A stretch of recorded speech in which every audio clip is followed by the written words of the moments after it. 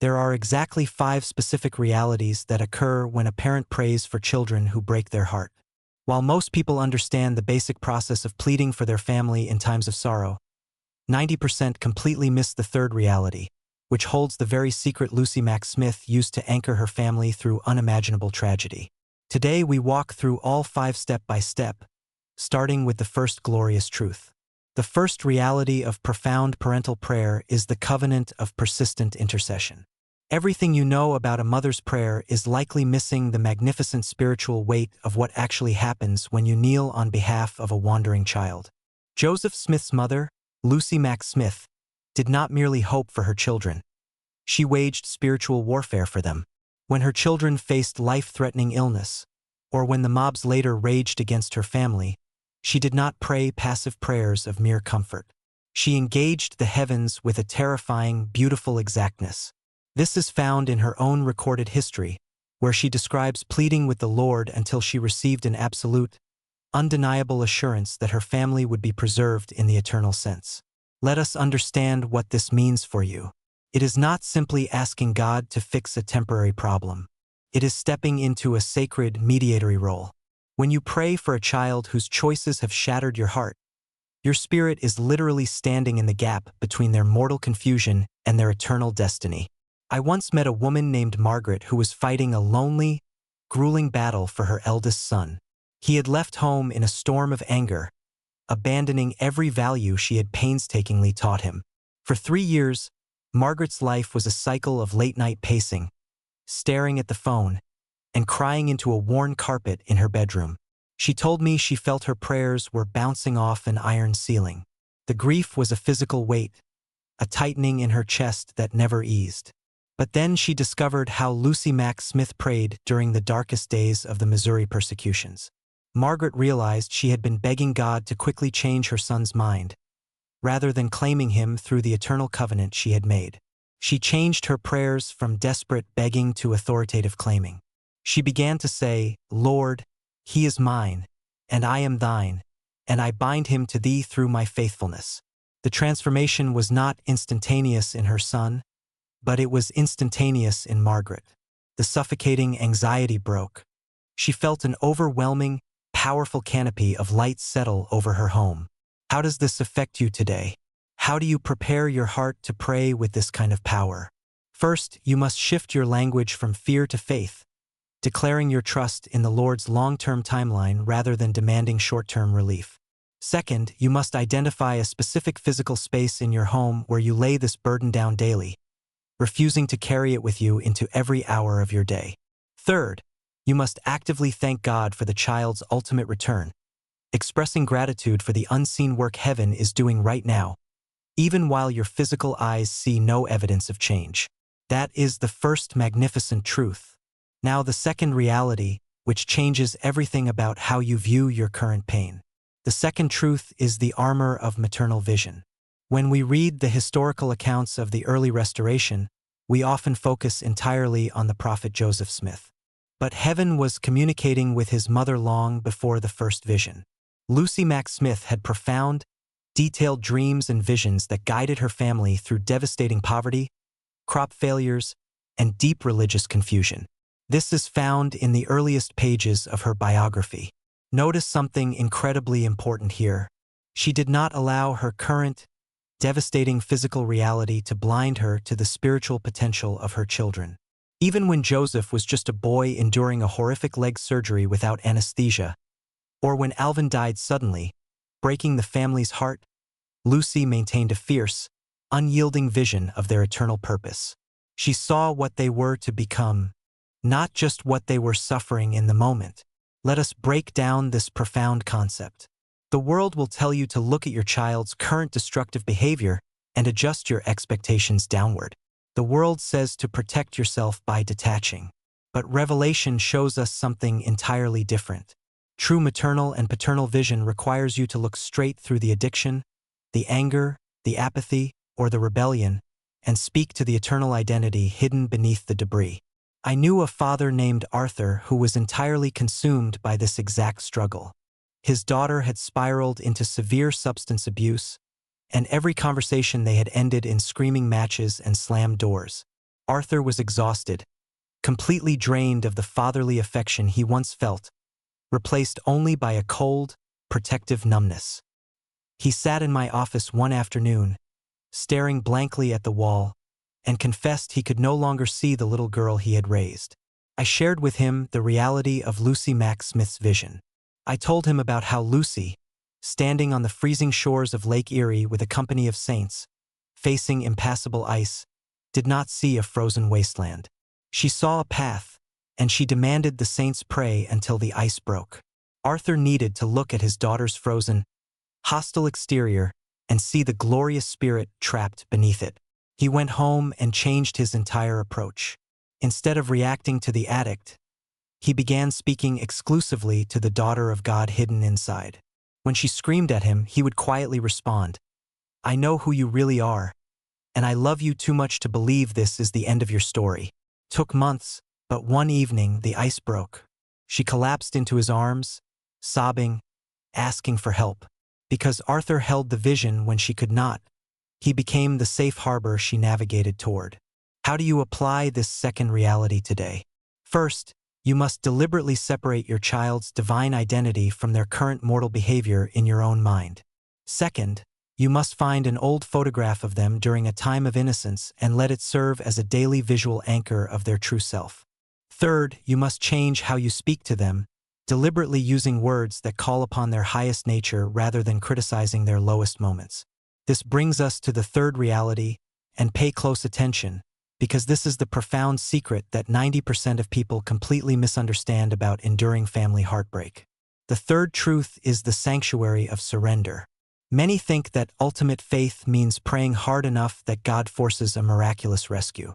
But Revelation and history show us that the highest form of faith is the absolute surrender of your children to God's ultimate will, even when it breaks your earthly heart.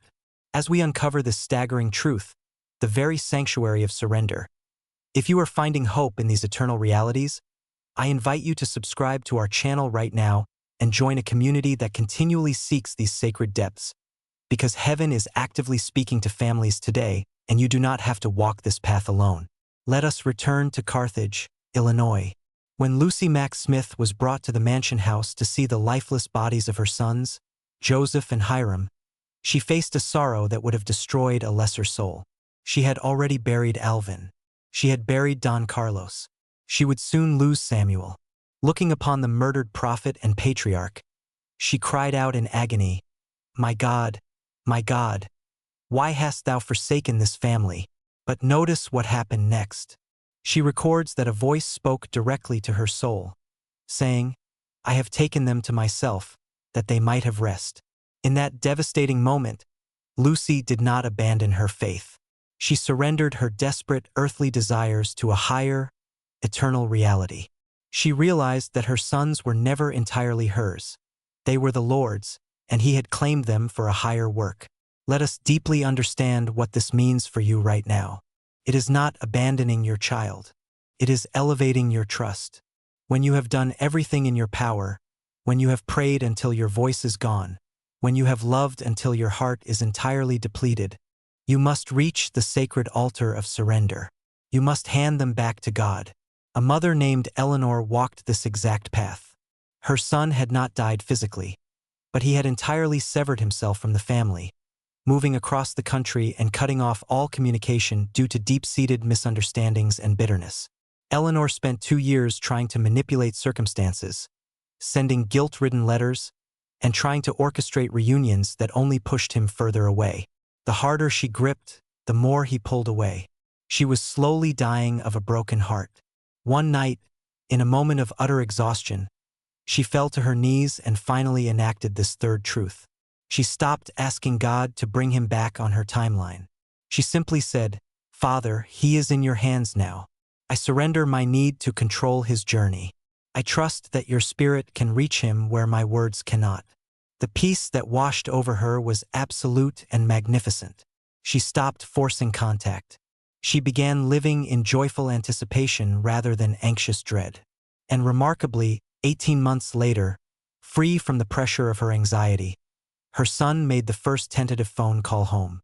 The surrender had created the spiritual oxygen necessary for his own agency to work. How do you step into this sanctuary of surrender today? First, you must verbally and explicitly tell the Lord you are giving the timeline of your child's redemption entirely to Him. Second, you must consciously stop any behaviors designed to manipulate or guilt your child into returning.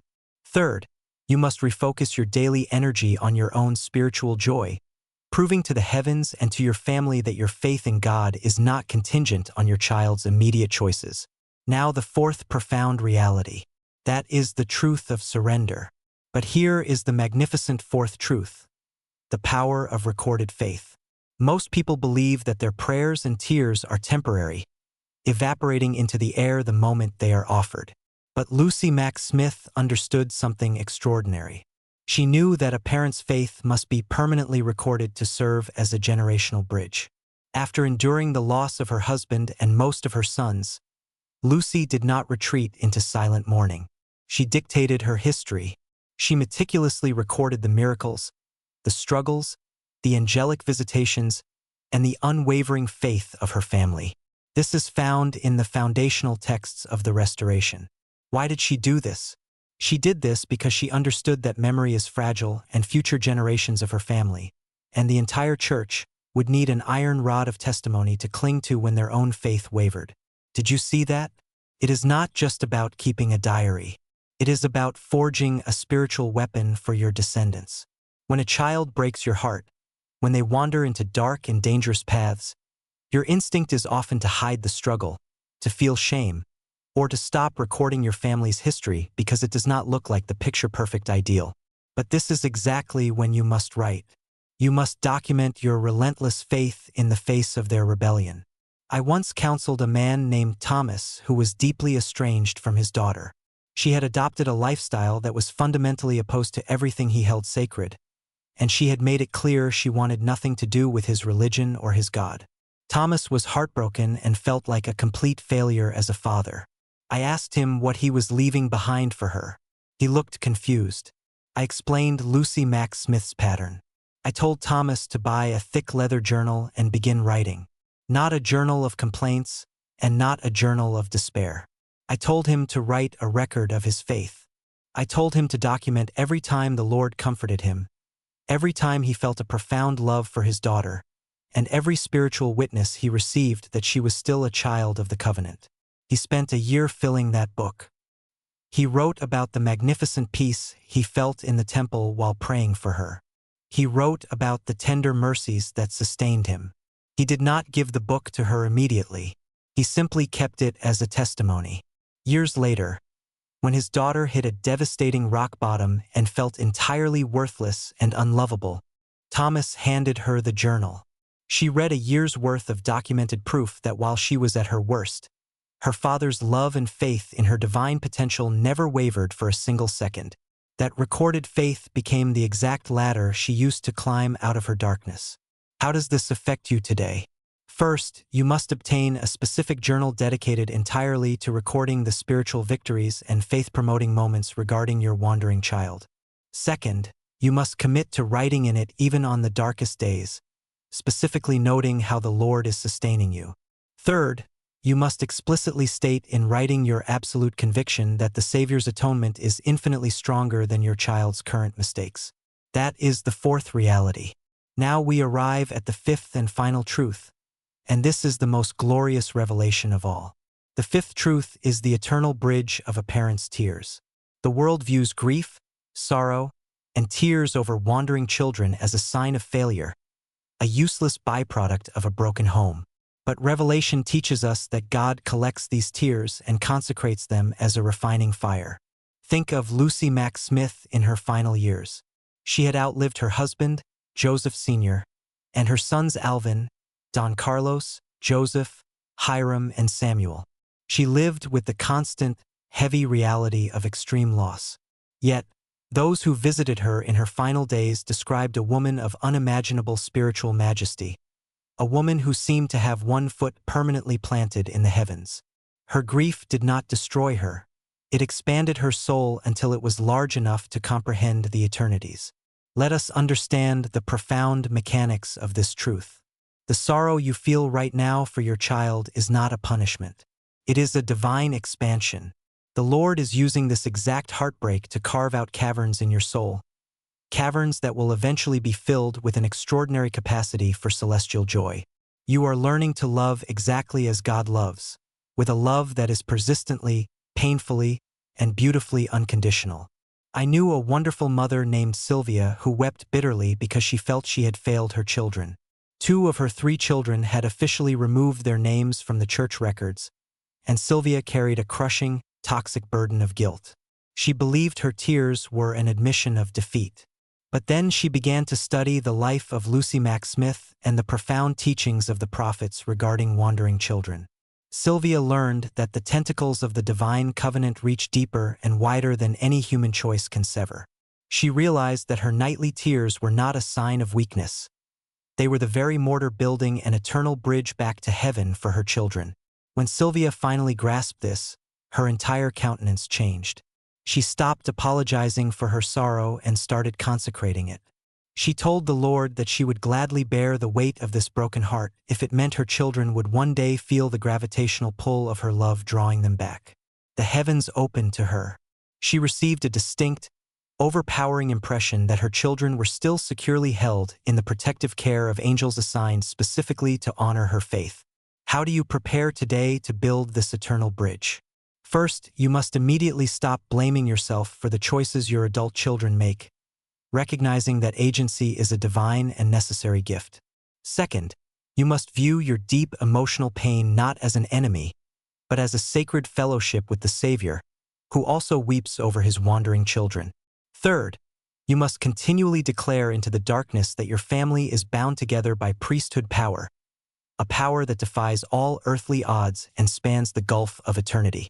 These 5 realities completely dismantle the hopelessness that the adversary tries to force upon broken-hearted parents. Let us firmly recap the truths we have uncovered. First, the covenant of persistent intercession proves that your prayers are an active shield, not just a passive wish. Second, the armor of maternal vision allows you to see the glorious, eternal identity of your child despite their current mortal disguise. Third, the sanctuary of surrender teaches you the magnificent power of placing your child's timeline completely in the Savior's hands. Fourth, the power of recorded faith guarantees that your spiritual resilience will become a generational lifeline. And fifth, the eternal bridge of a parent's tears reveals that your profound grief is actually expanding your soul to love with the exact, unconditional magnitude of God Himself. Joseph Smith's mother knew these truths intimately. She lived them fiercely. She survived the unimaginable because she refused to let earthly tragedy overwrite eternal promises.